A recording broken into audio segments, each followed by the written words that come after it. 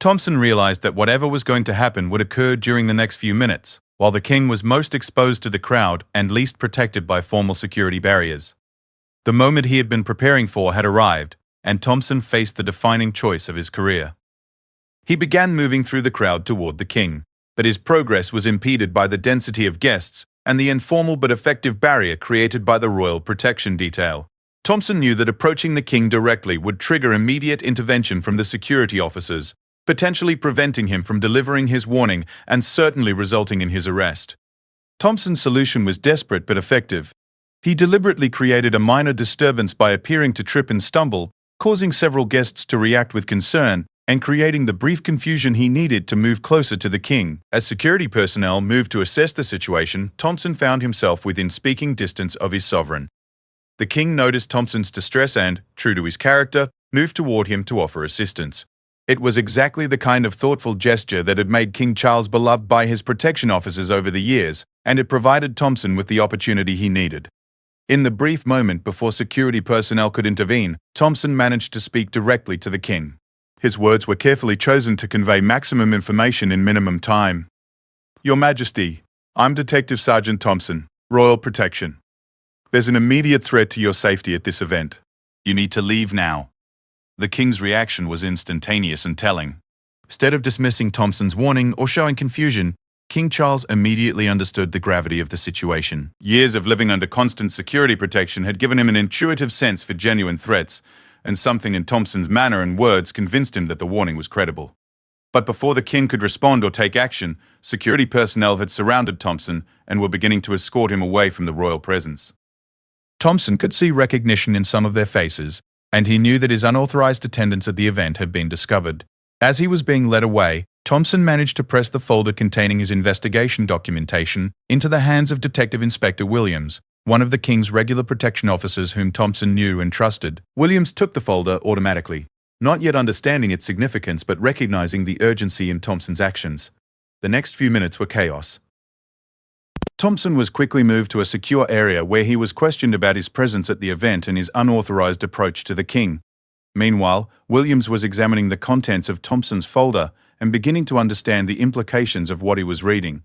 The security breach protocol required immediate action to secure the king's safety, but the specific nature of Thompson's warning created confusion about how to proceed.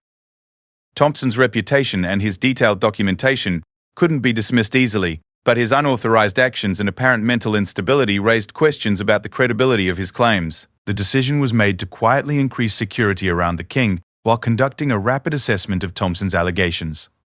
Additional protection officers were brought in. The king's planned interactions with guests were curtailed, and discreet investigations began into the individuals Thompson had identified as suspicious. Within 30 minutes of Thompson's intervention, those investigations had uncovered enough corroborating evidence to confirm that a credible threat did exist. One of the suspicious guests was found to be carrying a concealed weapon that had somehow passed through the security checkpoint. Another was discovered to have connections to extremist organizations that had previously threatened members of the royal family. Most significantly, a device that appeared to be a sophisticated explosive was found hidden in the floral arrangements near where the king was scheduled to make his closing remarks. The device was small enough to avoid detection during routine security sweeps, but powerful enough to cause significant casualties in the crowded room. The realization that Thompson's warning had been accurate transformed the entire situation.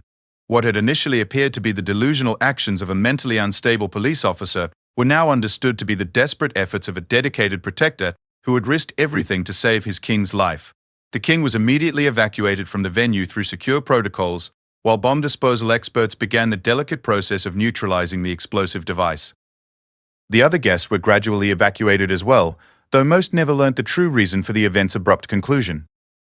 In the secure area where Thompson was being held, the atmosphere had changed dramatically. Instead of being treated as a disturbed individual who had breached royal security, Thompson was now being recognized as the person who had potentially prevented a catastrophic attack on the monarchy. Detective Inspector Williams approached Thompson with a mixture of gratitude and amazement. Thompson's documentation had provided crucial intelligence that allowed security services to quickly identify and neutralize the immediate threats, but it also revealed the extent of the security failures that had made the attack possible. The investigation that followed would uncover a complex conspiracy involving multiple individuals within and outside the Royal Protection Services. Sir Edmund Whitmore was revealed to be unwitting pawn in a larger scheme, his financial vulnerabilities having been exploited by hostile forces seeking to create an opportunity to harm the royal family. But as Thompson sat in the secure room, waiting to learn his fate, he felt a profound sense of relief that transcended any concerns about his personal future. The king was safe, the immediate threat had been neutralized, and the conspiracy had been exposed. Thompson had fulfilled his oath and protected his sovereign, regardless of the personal cost. The boy who had dreamed of serving his country had become a man who had saved his king's life, and no punishment or reward could diminish the satisfaction of that achievement.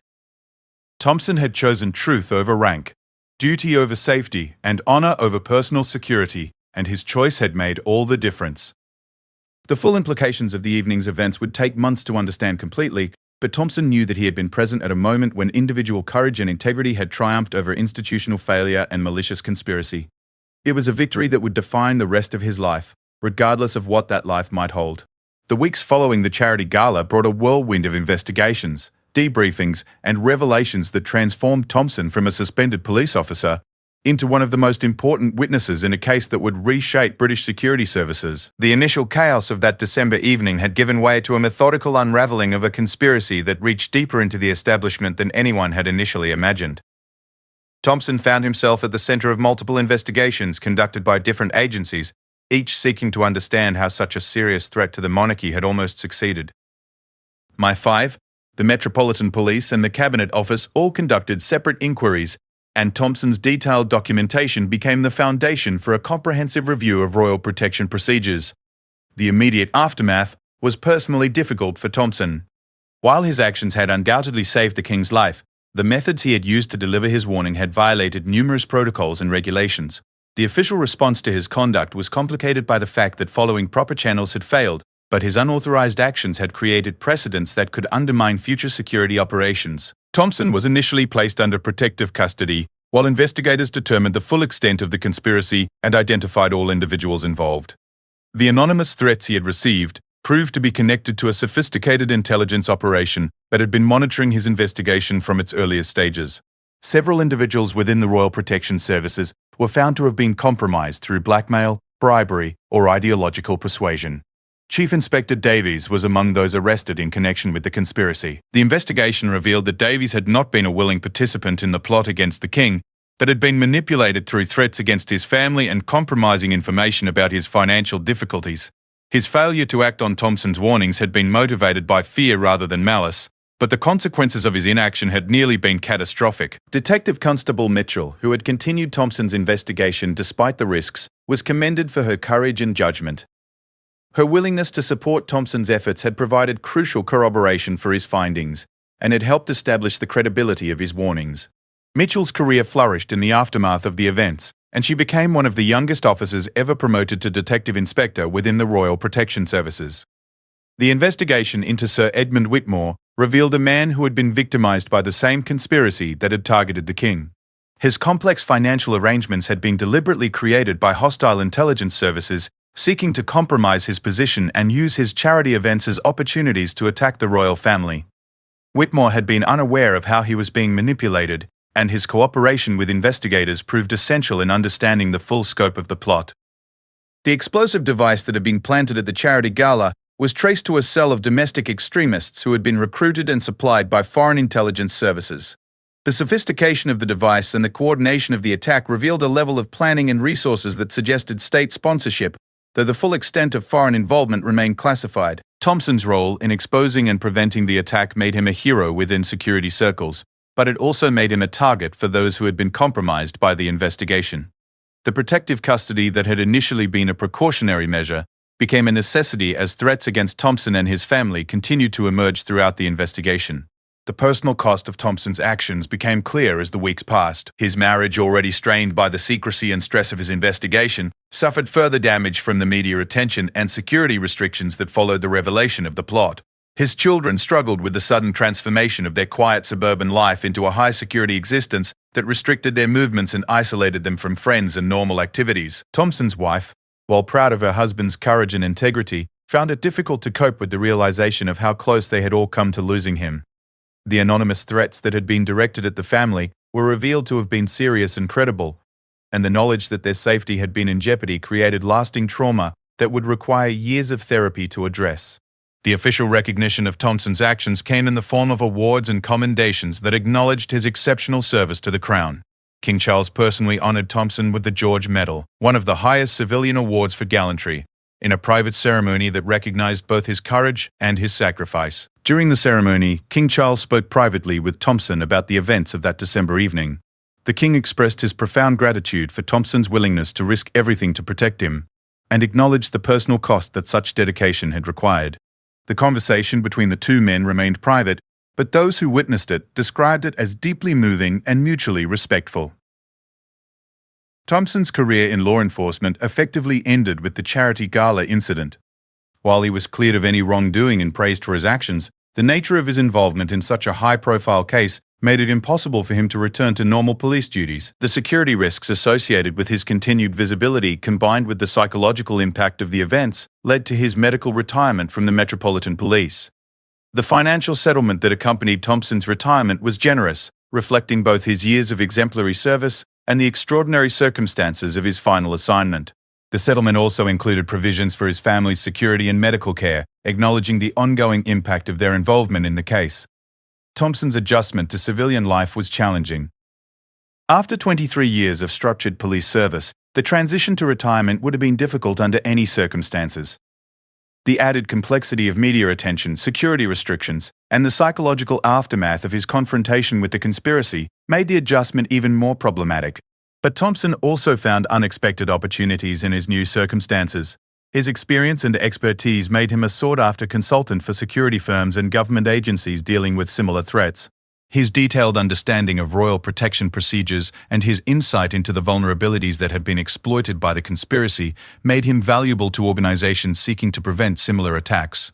Thompson wrote a book about his experiences, though much of what he had learned remained classified and could not be included in the published account. The book focused on the personal and professional challenges of making difficult ethical choices when institutional channels fail, and it became required reading in police training programs and security studies courses. The broader impact of Thompson's actions extended far beyond his personal story. The investigation that followed the Charity Gala incident led to comprehensive reforms in royal protection procedures, intelligence sharing protocols, and the oversight mechanisms designed to prevent security failures. The case became a landmark study in institutional accountability and individual responsibility within security services. The conspiracy that Thompson had uncovered was eventually traced to a sophisticated foreign intelligence operation that had been developing for several years. The operation's goal had been to destabilize British political institutions by attacking their most symbolic elements, beginning with the monarchy and extending to other pillars of the constitutional system. The prevention of the attack on King Charles disrupted this broader operation and led to the exposure and neutralization of an extensive intelligence network. The ramifications extended to diplomatic relations with several foreign powers and resulted in the expulsion of numerous intelligence operatives from Britain. Thompson's children eventually adapted to their changed circumstances, though the experience left lasting marks on their development and worldview. His daughter completed her university studies and went on to work in diplomatic security, inspired by her father's example of principled service. His son chose a different path, becoming a teacher who specialized in helping children cope with trauma and disruption. Thompson's wife recovered from the psychological impact of the threats against the family, but their marriage never fully recovered from the strain of the events surrounding the Charity Gala. They eventually divorced amicably, remaining committed to co-parenting their children and supporting each other through the long-term consequences of Thompson's decision to prioritize duty over personal security. In his later years, Thompson often reflected on the chain of events that had led from his routine review of security files to his dramatic intervention at the Charity Gala. He remained convinced that he had made the right choice, despite the personal cost, but he also understood the complexity of the ethical questions raised by his actions. The case became a subject of academic study and professional debate within security and intelligence circles. Scholars and practitioners disagreed about whether Thompson's unauthorized actions represented admirable individual initiative or dangerous precedent-setting that could undermine institutional authority and operational security. Thompson himself believed that the answer depended on the circumstances of each case, but that individuals within security organizations had an ultimate responsibility to protect those they served, even when doing so required them to challenge institutional authority. He argued that personal courage and ethical judgment could never be completely replaced by procedural compliance. particularly in situations where those procedures had been compromised or had failed. The anniversary of the Charity Gala incident became an unofficial day of reflection within Royal Protection Services, when officers were encouraged to consider their own responsibilities and the potential conflicts between institutional loyalty and ethical duty. Thompson's story was used in training programs to illustrate both the importance of individual judgment and the complexity of the choices that security professionals might face. Thompson lived to see the full declassification of many of the documents related to his case, confirming publicly what those involved had known privately, that his investigation had been thorough, his conclusions accurate, and his actions necessary to prevent a catastrophic attack on the British monarchy. The boy who had dreamed of serving his country had become a man whose service had literally saved the life of his king and potentially preserved the institution of the monarchy for future generations. It was a legacy that transcended the personal cost and professional sacrifice that such service had required. In his final years, Thompson remained convinced that ordinary people could make extraordinary differences when they chose courage over comfort, truth over convenience, and duty over personal security. His story became a testament to the power of individual conscience and the importance of never abandoning hope that right could triumph over wrong. Even in the most challenging circumstances, the king lived, the conspiracy was defeated, and the monarchy endured, all because one man chose to risk everything rather than risk being wrong about a threat to his sovereign. It was a choice that defined not only Thompson's life, but also the security of a nation and the continuity of its most important institutions. He chose truth over rank, the royal guard who risked everything to warn King Charles. In the grand corridors of power, where silence often means survival, one man's conscience became louder than his fear. This is the extraordinary true story of Detective Sergeant Michael Thompson, a decorated Royal Protection Officer who discovered a conspiracy so dangerous that staying quiet could have cost a king his life, and speaking up would certainly cost Thompson everything he had worked for. On a cold December morning in 2019, Thompson made a choice that would forever change the course of his life and potentially save the future of the British monarchy. With 23 years of impeccable service, a spotless record, and just 2 years left until a comfortable retirement, he had everything to lose. Yet when faced with information that could endanger King Charles III, Thompson chose honor over security, truth over silence, and duty to the crown over loyalty to his superiors. This is not a story about heroes in shining armor. It's about an ordinary man who found himself in an extraordinary situation, where doing the right thing meant sacrificing everything he had built. It's about the price of integrity in a world where speaking truth to power can make you an enemy of both. Most importantly, it's about a moment when one person's courage stood between potential tragedy and the safety of the realm. What Thompson discovered in those classified files would shake the very foundations of royal security. What he chose to do about it would make him a pariah among his colleagues, cost him his career, and force him into hiding. But it would also save a life, and perhaps the future of the monarchy itself. Detective Sergeant Michael Thompson had always believed that routine was the enemy of vigilance. After 23 years protecting members of the royal family, he understood that complacency killed more efficiently than any assassin's bullet. That philosophy had kept him sharp, kept him alive, and kept those under his protection safe through countless public engagements, foreign trips, and private moments that the public would never know about. The morning of December 12, 2019, started like any other at the Royal Protection Command headquarters in London. Thompson arrived at his desk at exactly 7:30, as he had done nearly every working day for over 2 decades. His colleagues often joked that you could set your watch by Michael Thompson's arrival, but they said it with respect. In a unit where precision could mean the difference between life and death, Thompson's reliability was legendary. The office buzzed with its usual pre-briefing energy. Officers shuffled through intelligence reports, checked equipment, and reviewed the day's protection schedules. Thompson had been assigned to review security protocols for an upcoming royal engagement, a task that should have been straightforward. The newly crowned King Charles III was scheduled to attend a private charity gala in 3 weeks, and Thompson's job was to ensure every detail of the security arrangement was flawless. He settled into his chair, opened his secured computer terminal, and began accessing the relevant files. The charity gala was being hosted by Sir Edmund Whitmore, a prominent businessman with extensive connections to various charitable organizations. Thompson had worked security for similar events dozens of times before. The venue was familiar, the guest list typical of such gatherings, and the security challenges well within the team's expertise. But as Thompson dug deeper into the background files, something caught his attention. It was subtle at first, just an inconsistency in the timing of certain communications between event organizers and the palace. Protocol required all correspondence regarding royal security to follow specific channels and timelines. These communications didn't match that pattern. Thompson frowned, pulling up additional files. His security clearance granted him access to a broad range of intelligence reports, and he began cross-referencing the unusual communications with other data. What he found made his stomach tighten with unease. Sir Edmund Whitmore's charity had received substantial funding from sources that, while not illegal, raised questions. Shell companies with obscure ownership structures, offshore accounts with murky transaction histories, and most troubling of all, connections to individuals who had been flagged in previous security assessments as persons of interest. Thompson leaned back in his chair, his mind racing. None of this was necessarily criminal or even definitively suspicious. Wealthy philanthropists often had complex financial arrangements, and the intelligence services flagged thousands of people who ultimately posed no threat. But the combination of elements, particularly so close to a royal engagement, triggered every instinct Thompson had developed over his career. He decided to dig deeper. The next level of files required additional authorization, but Thompson's seniority and clearance level granted him access. What he discovered in those classified documents made his blood run cold. 3 months earlier, intelligence services had intercepted communications suggesting a potential threat to senior members of the royal family. The threat was considered credible enough to warrant investigation, but not specific enough to identify targets or timing. The intercepted communications mentioned a charity event as a potential opportunity.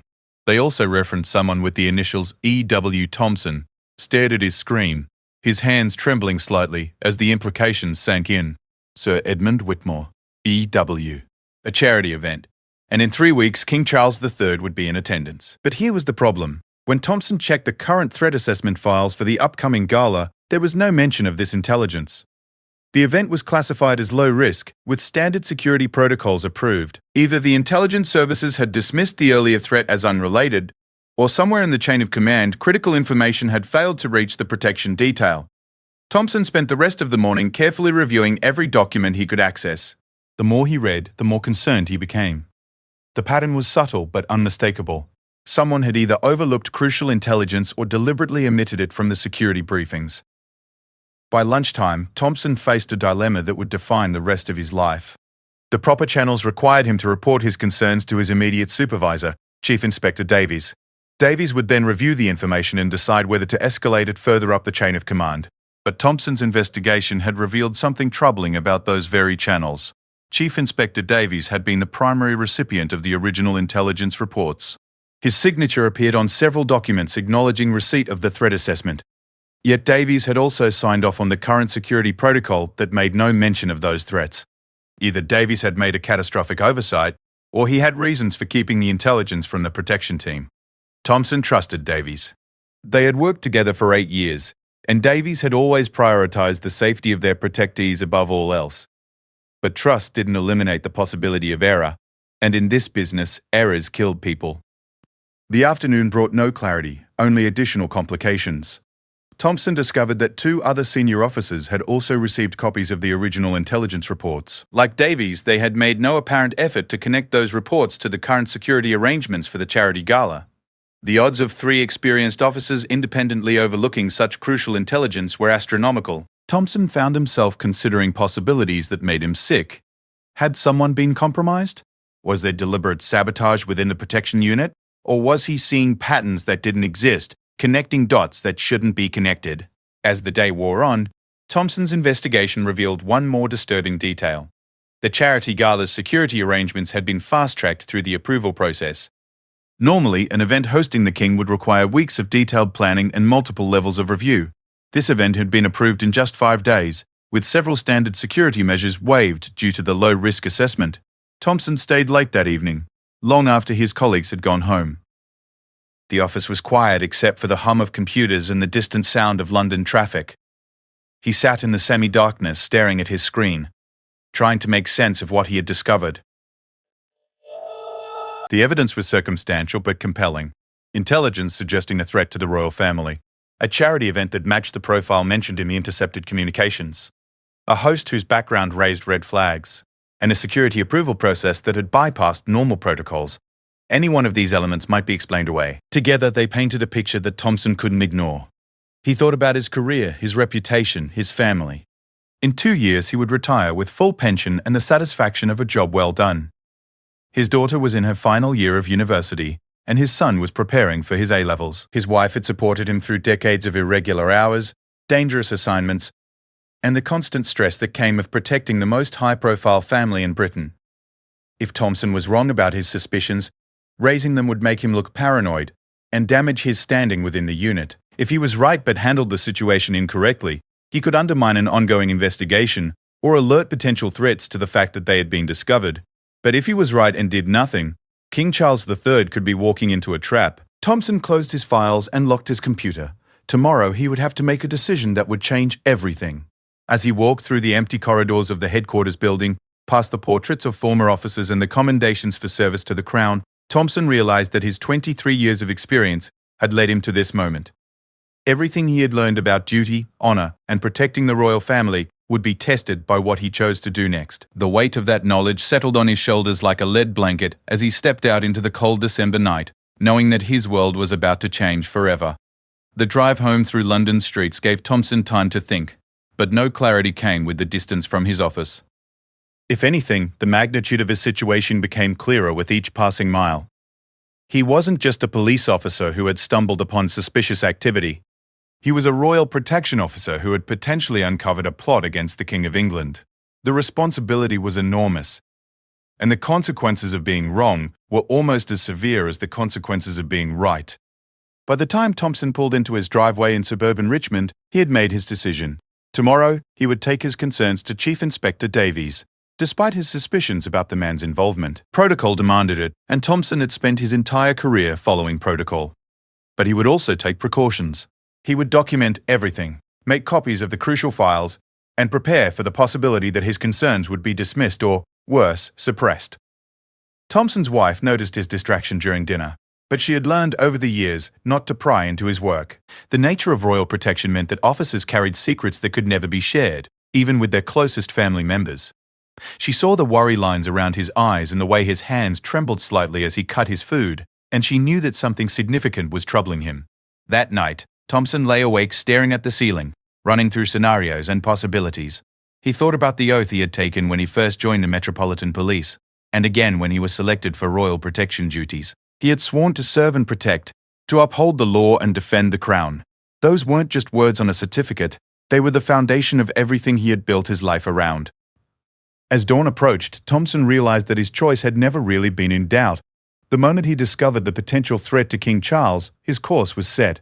He was a royal protection officer, and protection was what he would provide, regardless of the personal cost.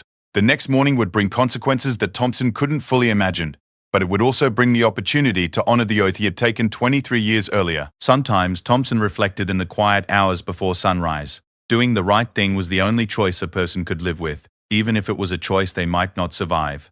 Thompson arrived at headquarters the next morning with a manila folder containing copies of every relevant document he had uncovered. He had spent the early hours of the morning organizing the information into a clear, logical presentation that would be impossible to dismiss or ignore.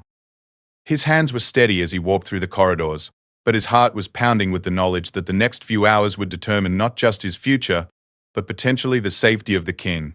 Chief Inspector Davies was already at his desk, reviewing the morning intelligence briefings when Thompson knocked on his door.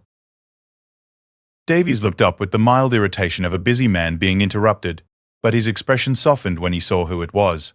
Thompson had always been one of his most reliable officers, and Davies respected both his competence and his discretion.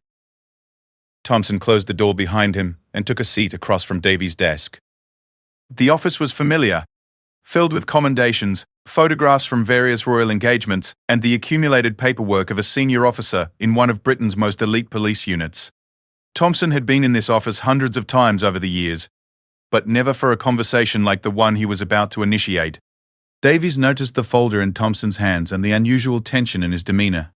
Thompson was normally calm, almost methodical in his approach to everything. This morning, something was clearly different. Thompson began by outlining his discovery of the inconsistencies in the charity gala security arrangements. He spoke clearly and professionally, presenting his findings without speculation or accusation. Davies listened without interruption, his expression growing more serious as Thompson detailed the connections between the intelligence reports and the upcoming royal engagement. When Thompson finished his presentation, the office fell silent. Davies leaned back in his chair, his fingers steepled in front of his face as he processed what he had heard. Thompson waited, watching his superior's face for any sign of how his concerns were being received. Davies' response was not what Thompson had expected. Instead of alarm or immediate action, Davies seemed primarily concerned with how Thompson had accessed certain classified files. He questioned whether Thompson had exceeded his authority in conducting such an extensive investigation, and whether proper protocols had been followed. The focus on procedure rather than the substance of the threat struck Thompson as strange, even dangerous. Thompson explained that his security clearance had granted him legitimate access to all the files he had reviewed. He emphasized that his investigation had been motivated solely by concern for the king's safety, and that he had followed proper channels by bringing his findings directly to his supervisor. But Davies remained skeptical. He pointed out that intelligence services regularly flagged potential threats that ultimately proved baseless. He noted that Sir Edmund Whitmore had been hosting charity events for decades without incident, and that his financial arrangements, while complex, were not illegal. Most concerning to Thompson, Davies seemed to dismiss the significance of the fast-tracked security approval process. The conversation continued for over an hour, with Thompson growing increasingly frustrated by his supervisor's reluctance to take the threat seriously. Davies insisted that the current security arrangements were adequate, and that Thompson's concerns, while understandable, were based more on coincidence than credible evidence. Thompson found himself in an impossible position. His supervisor, a man he had trusted and respected for years, was either failing to grasp the significance of the intelligence or was actively working to suppress it. Either possibility was terrifying, but Thompson couldn't determine which was true based on Davies' reaction alone. As the meeting concluded, Davies made it clear that he expected Thompson to drop his investigation and focus on his assigned duties. He reminded Thompson that speculation and unauthorized investigations could damage ongoing operations and potentially compromise the safety of those they were sworn to protect. The warning was delivered professionally, but the message was unmistakable. Back off. Thompson left Davies' office more troubled than when he had entered. His concerns about the king's safety remained unaddressed, and now he faced the additional problem of direct orders to cease his investigation. Protocol required him to obey those orders, but his conscience demanded that he continue pursuing the threat he had uncovered. The rest of the day passed in a blur of routine duties and growing anxiety. Thompson attended briefings, reviewed reports, and carried out his normal responsibilities, but his mind remained focused on the charity gala and the potential danger awaiting the king. He noticed that Davies seemed to be watching him more closely than usual, and he wondered if his supervisor suspected that he might continue his investigation despite being ordered to stop. That evening, Thompson made another decision that would further complicate his situation. Instead of going home, he returned to his desk and began documenting everything that had transpired during his meeting with Davies. If something happened to the king at the charity gala, Thompson wanted there to be a clear record of his attempts to warn his superiors about the potential threat. As he worked in the nearly empty office, Thompson was approached by Detective Constable Sarah Mitchell, a younger officer who had worked with him on several assignments. Mitchell had noticed Thompson's unusual behavior over the past 2 days and was concerned about him. Thompson faced another difficult decision. Mitchell was trustworthy and competent, but involving her in his investigation would put her career at risk as well. On the other hand, if something happened to Thompson, someone else needed to know about the potential threat to the king. After careful consideration, Thompson decided to confide in Mitchell. He showed her the evidence he had gathered and explained his concerns about the security arrangements for the charity gala. Mitchell's reaction was immediate and alarmed. Unlike Davies, she grasped the significance of the intelligence connections and the unusual approval process for the event's security. Mitchell's support gave Thompson hope that he wasn't imagining threats where none existed, but it also confirmed that his concerns were not being taken seriously by his superiors. Together, they spent the evening reviewing the evidence and discussing possible courses of action. Mitchell raised a possibility that Thompson had been trying to avoid, that the threat to the king was known to certain individuals within the protection unit, and that Thompson's investigation was threatening their ability to manage the situation. Perhaps there was an ongoing operation to identify and neutralize the threat, and Thompson's inquiries were jeopardizing that operation. It was a comforting theory, but Thompson found it difficult to believe. If such an operation existed, surely he would have been briefed about it, given his involvement in the gala's security arrangements. Moreover, the deliberate omission of the intelligence from the current threat assessments suggested cover-up rather than investigation. As midnight approached, Thompson and Mitchell had reached a troubling conclusion. The proper channels had failed, and traditional protocol would not address the potential threat to the king. They faced a choice between following orders and potentially allowing harm to come to their sovereign, or taking unauthorized action that would almost certainly end their careers. Thompson thought about his oath, his family, and his 23 years of service. He thought about King Charles, who had always treated his protection officers with respect and genuine appreciation. He thought about the weight of responsibility that came with sworn duty to the crown. By the time Thompson left the office that night, he had made perhaps the most important decision of his life. He would not allow King Charles to walk into what he believed was a trap, regardless of the personal consequences.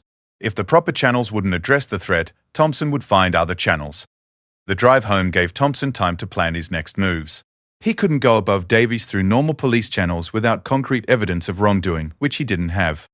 But there were other institutions with interest in protecting the royal family. The security service, commonly known as MI5, had jurisdiction over threats to national security, including threats to the monarchy. Thompson had contacts within MI5 from his years of royal protection work. The two organizations often collaborated on security matters, and Thompson had developed professional relationships with several MI5 officers. Approaching them would be highly irregular and potentially career-ending, but it might be the only way to ensure that the king's safety was properly protected. The next morning, Thompson called in sick for the first time in over 2 years. Instead of going to work, he drove to a quiet cafe in Hampstead, where he had arranged to meet Detective Inspector James Hartley, a former colleague who had transferred to MI5 3 years earlier. Hartley had agreed to the meeting out of curiosity and respect for Thompson, but he had no idea what Thompson wanted to discuss. Thompson laid out his evidence carefully, watching Hartley's expression change from polite interest to serious concern. Hartley asked probing questions about Thompson's sources, his access to the intelligence files, and his interactions with his supervisors. Unlike Davies, Hartley seemed to grasp immediately the potential significance of the connections Thompson had uncovered. But Hartley also warned Thompson about the seriousness of what he was doing. By approaching MI5 with concerns about his own police unit, Thompson was essentially alleging either incompetence or corruption within Royal Protection Services. Such allegations, if proven false, would end Thompson's career and potentially result in criminal charges. If proven true, they would trigger investigations that could compromise ongoing operations and damage relationships between security services. Hartley promised to review Thompson's information and discuss it with his superiors, but he cautioned that any action would take time. The charity gala was less than 2 weeks away, and bureaucratic processes moved slowly, even when national security was potentially at stake. Thompson left the meeting with mixed feelings. He had taken the extraordinary step of bypassing his chain of command and approaching another security service, but he had no guarantee that his concerns would receive timely attention. Moreover, his absence from work had almost certainly been noted, and his supervisors would soon begin questioning his whereabouts and activities. When Thompson returned home that afternoon, he found 2 messages on his answering machine. The first was from Davies, asking about his illness and requesting that he call when he felt better.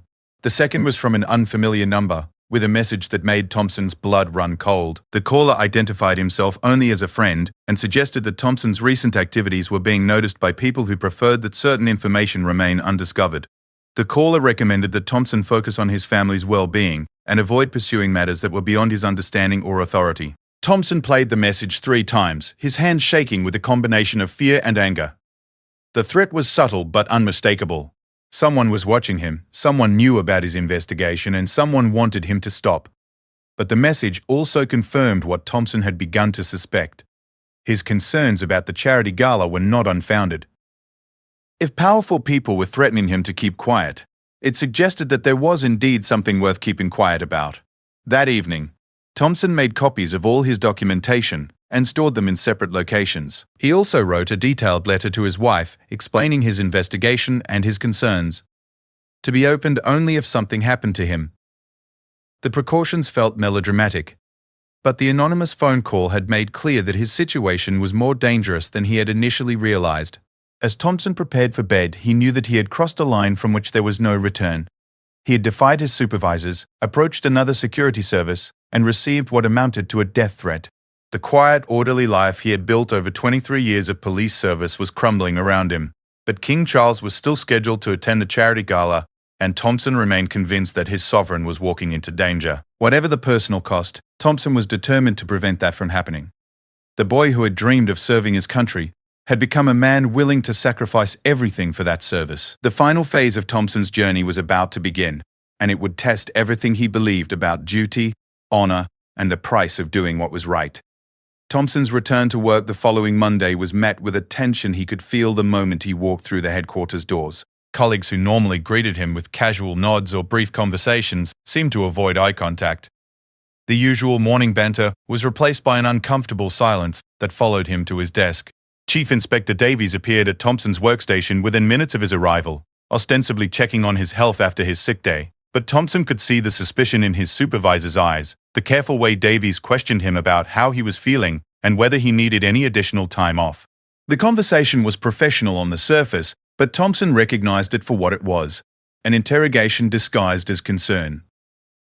Davies informed Thompson that there had been some reorganization of duties while he was out, and that Thompson would no longer be involved in the security arrangements for the charity gala. The change was presented as routine, but Thompson understood the real message. His investigation had been discovered, and he was being removed from any position where he could continue to gather information or raise concerns. The new assignment was mundane, reviewing security protocols for a series of routine royal engagements scheduled for the following month. It was busy work, designed to keep Thompson occupied and away from anything sensitive. Under normal circumstances, Thompson might have been offended by such an obvious demotion. Instead, he felt a cold certainty that his suspicions were correct. Detective Constable Mitchell approached Thompson's desk later that morning, ostensibly to discuss an unrelated case, but her real purpose was to pass along disturbing information she had discovered. Mitchell had continued quietly investigating the charity gala arrangements after Thompson's meeting with Davies, and what she had found was alarming. The guest list for the event had been modified twice in the past week, with several names added that didn't appear in the original submissions to Royal Protection Services. More troubling, some of the late additions were individuals whose backgrounds raised security concerns. Mitchell had also learned that certain standard security sweeps of the venue had been postponed, officially due to scheduling conflicts but without adequate explanation. Thompson listened to Mitchell's report with growing alarm. Every new piece of information confirmed his worst fears about the event, but he also realized that Mitchell's continued investigation was putting her in danger as well.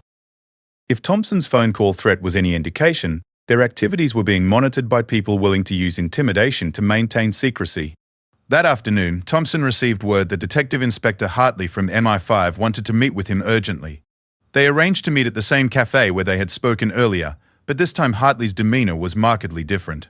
He appeared nervous, constantly checking his surroundings, and speaking in hushed tones that suggested he felt they might be under surveillance. Hartley delivered news that was both encouraging and terrifying. MI5 had taken Thompson's concerns seriously and had begun their own investigation into the charity gala arrangements. Their preliminary findings corroborated Thompson's suspicions about irregularities in the security approval process and raised additional red flags about some of the event's financial backing. But Hartley also brought a warning.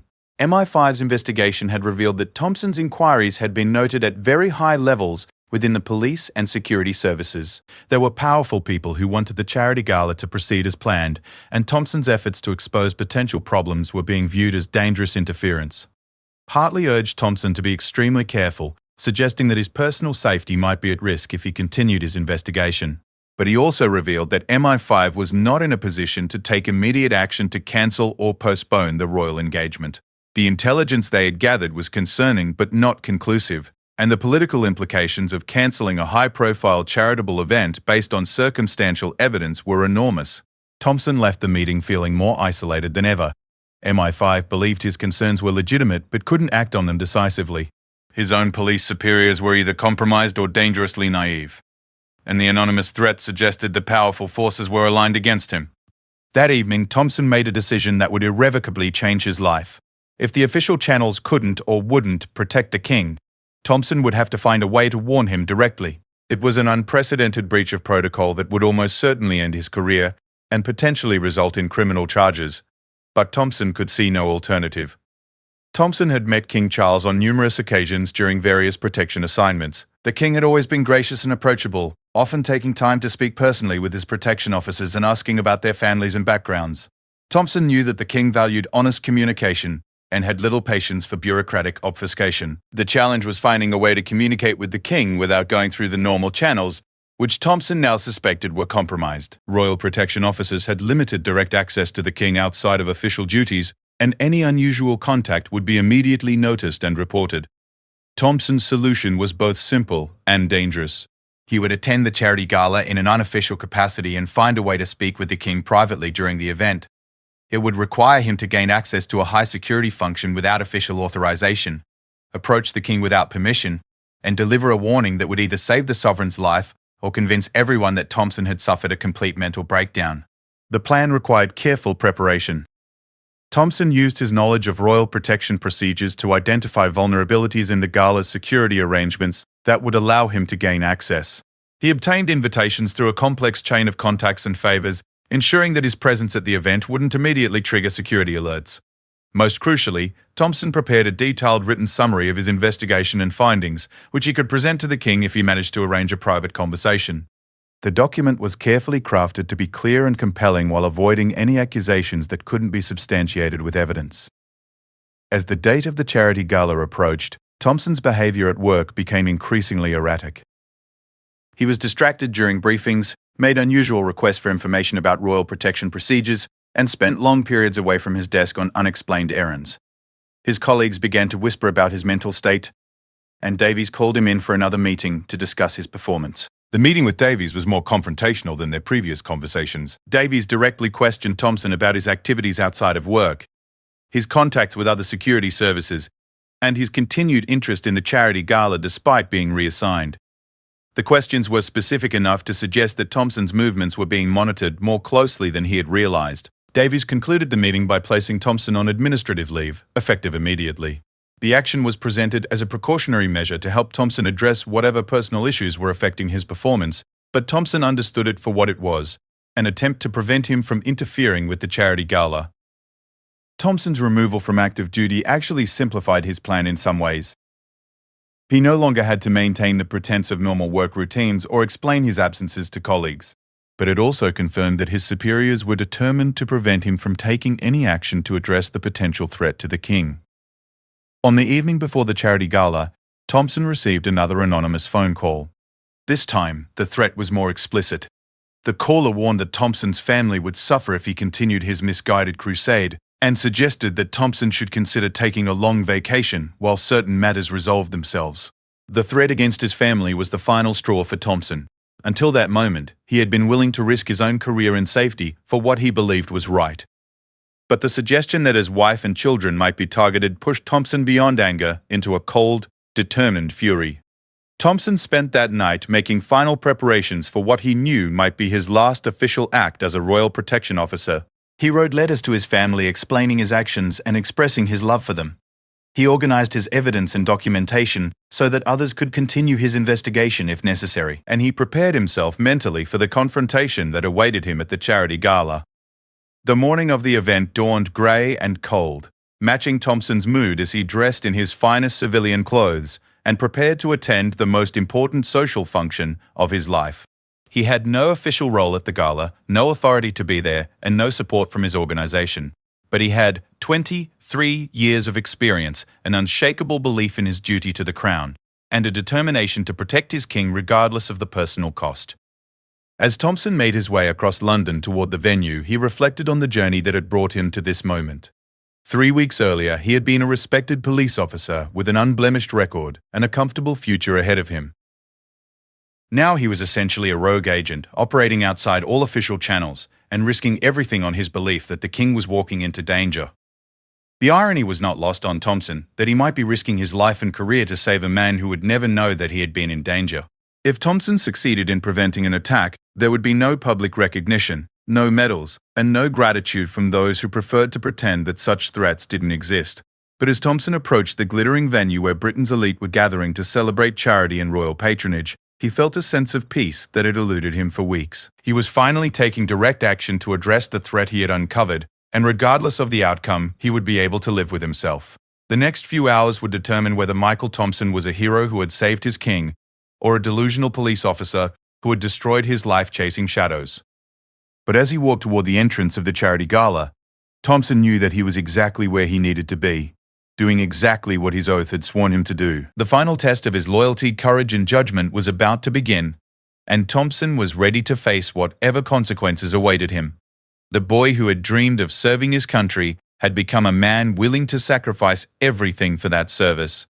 And nothing that happened next could change the fundamental rightness of what he was attempting to do. The charity gala was held at the historic Guildhall in the City of London, its ancient stone walls providing a dramatic backdrop for an evening that promised to raise millions for various charitable causes. As Thompson approached the imposing entrance, he could see the familiar signs of royal protection in action. Discreet security personnel, carefully positioned vehicles, and the subtle but unmistakable presence of armed officers blending into the crowd of elegantly dressed guests. Thompson's heart raced as he presented his invitation to the security checkpoint. The officers on duty were from a different unit than his own, reducing the chance that he would be recognized. But Thompson knew that his name might trigger alerts in the security systems. He had gambled that the administrative confusion following his suspension might create a window of opportunity, and his gamble appeared to have paid off when the security officer waved him through with only a cursory check. Inside the Guildhall, the scene was everything Thompson had expected from a high society charitable event. Hundreds of guests in formal attire mingled beneath ancient tapestries and modern lighting, creating an atmosphere of refined elegance. Politicians, business leaders, celebrities, and aristocrats moved through the crowd with the practiced ease of people accustomed to such gatherings. Thompson immediately began scanning the room, his trained eye identifying security personnel and mapping potential threats. What he saw confirmed his worst fears. The security presence was lighter than protocol required for a royal engagement, with key positions understaffed and some standard protective measures apparently abandoned. Either the threat assessment had been downgraded even further, or someone was deliberately creating vulnerabilities in the king's protection. King Charles had not yet arrived, but Thompson could see preparations for the royal entrance being made near the main stage. Protocol required the king to be escorted through a predetermined route that would minimize his exposure to potential threats, but Thompson noticed that several of the positions along that route were not properly covered by security personnel. Thompson moved through the crowd carefully, trying to appear like any other guest while positioning himself where he could observe the security arrangements and identify the key players in the evening's events. His years of experience allowed him to blend in effectively, but he remained acutely aware that his presence was unauthorized and that discovery could come at any moment. Sir Edmund Whitmore was easy to spot, holding court near the main reception area and greeting arriving guests with the practiced charm of an experienced host.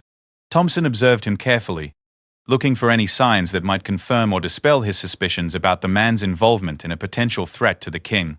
What he saw was troubling but not conclusive. Whitmore seemed unusually nervous, checking his watch frequently and engaging in hushed conversations with several individuals who didn't appear on Thompson's mental list of expected guests. As the evening progressed, Thompson noticed other irregularities that reinforced his concerns. Several guests who had been added to the invitation list at the last minute were clustered together in a way that suggested coordination. The positioning of certain service personnel seemed designed more to facilitate access than to provide security, and most alarmingly, Thompson identified at least 3 individuals whose backgrounds his investigation had flagged as potentially problematic. The announcement of the king's imminent arrival sent a ripple of excitement through the crowd. Thompson positioned himself where he could observe both the royal entrance and the suspicious guests he had identified. His plan was to wait until after the king's formal remarks and then attempt to approach him during the less structured mingling period that typically followed such speeches. King Charles arrived precisely on schedule, accompanied by his usual protection detail and preceded by the discreet security sweep that was standard for such events. Thompson felt a complex mix of emotions as he watched his sovereign enter the room with the dignity and grace that had characterized his long public service. The king appeared healthy and confident, completely unaware that one of his protection officers believed he was walking into mortal danger. The formal portion of the evening proceeded without incident. The king delivered his prepared remarks about the importance of charitable giving and the specific causes being supported by the evening's fundraising efforts. His speech was warmly received, and Thompson began to wonder if his fears had been groundless. Perhaps the irregularities he had noticed were simply the result of poor planning rather than malicious intent. But as the king moved into the crowd for the traditional post-speech mingling, Thompson's trained instincts detected a subtle but unmistakable shift in the atmosphere. The suspicious guests he had identified were slowly moving toward the king's position, and several service personnel were repositioning themselves in ways that created potential security vulnerabilities.